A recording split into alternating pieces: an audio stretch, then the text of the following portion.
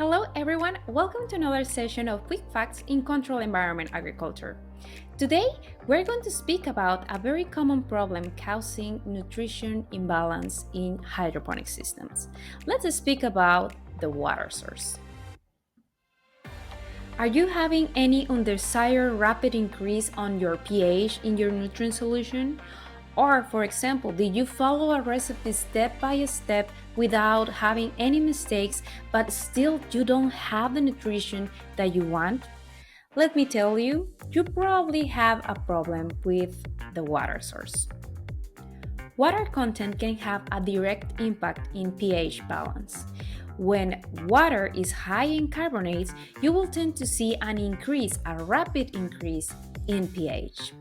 Remember always to have a sensor to measure pH. If you don't have a sensor to monitor pH and you have a pH that is higher than the recommended levels, you can see some problems like these pictures. This is iron deficiency. You can get iron deficiency even though that you have iron in your nutrient solution if the pH is out of balance. So remember, high carbonates in the water can cause a rapid increase of pH.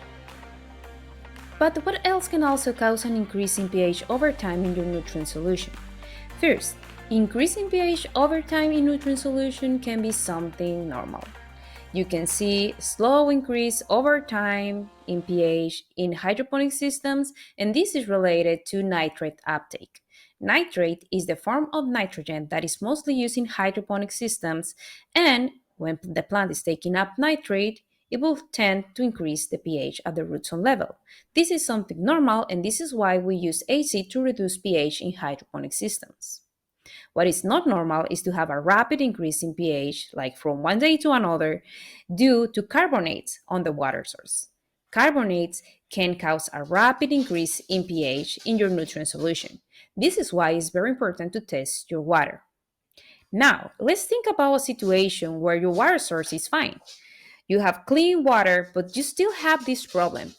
What can be happening in this situation? We have some customers dealing with some problems. When you have a substrate that is poor quality of substrate can be related to high salt content. Substrates that are not clean can affect your nutrient solution significantly.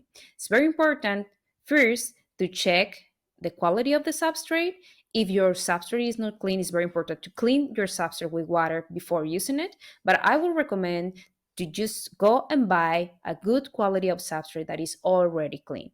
Otherwise, you will see these kind of situations where even though that you have a good water source, good nutrient solution, you still don't have the nutrition that you want. In order to avoid this kind of problem or to fix your current problems, it's very important to perform a water test. You can find private companies and also universities offering this kind of service. You need to ask for a water test of water that will be used for agricultural purposes or in hydroponic systems. What do you need to know about the water source? You need to know the presence of carbonates, the pH, the electrical conductivity, and also the presence of some minerals that we know can be high in water source, like for example, chlorine, sulfates, and also calcium. After getting your results, I totally recommend to check this portion of the video. Here I'm sharing with you a table of how your water source should look. Of course, it would depend on the crop in some aspects, like for example, pH and electrical conductivity. But if we start with alkalinity, alkalinity is basically carbonates. If you have more than 100 ppm, we recommend to have some treatments to reduce carbonates. We will see that in a minute. Then we have some other minerals like sodium, chlorine, sulfates, and these are the recommendations on how high these minerals should be. If these minerals are higher, you will need to have filters in order to reduce the content of salts in your nutrient solution. And probably the electrical conductivity of your nutrient solution will be high. Speaking about the aspects that can be crop specific, like for example, water source and electrical conductivity, it will depend on the crop that you're working with.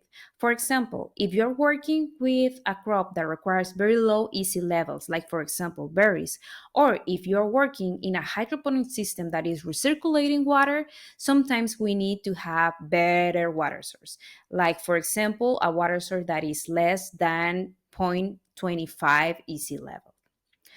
In the case of pH, if you are working with a crop that requires very low pH, it will be better if your water source has a lower pH than 7.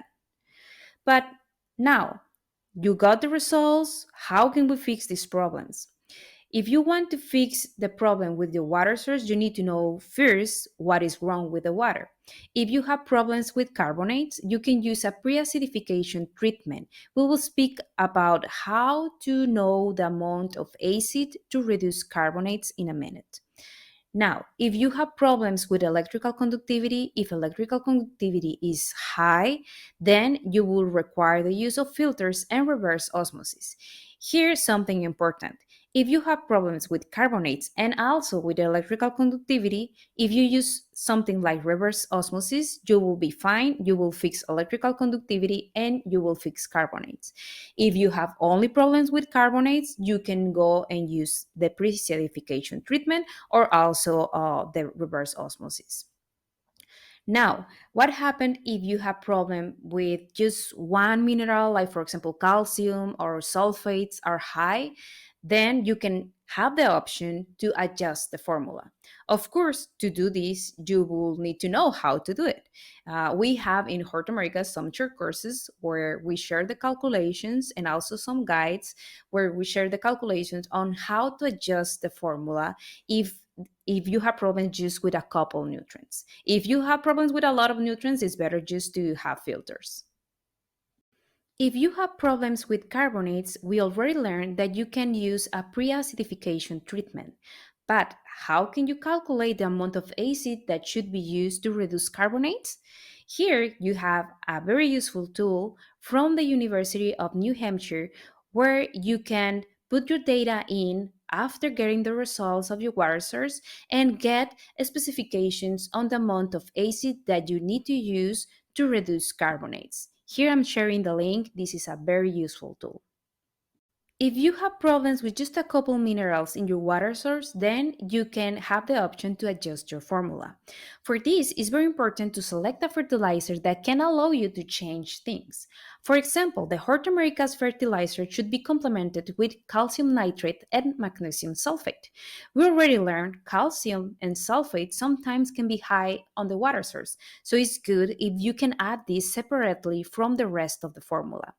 If you have problems with the water source in just a couple minerals, you can do calculations to know the amount of calcium nitrate and magnesium sulfate that you need to add in order to maintain a good nutrition. Remember, we can help you with this. We have some short courses and also guides that can teach you how to make these calculations. So now you know how important it is to test the water source. This is a very common problem in small and also big growers. So please share this information so more people can get to know that if you follow a recipe step by step, that doesn't guarantee that your nutrition is going to be fine.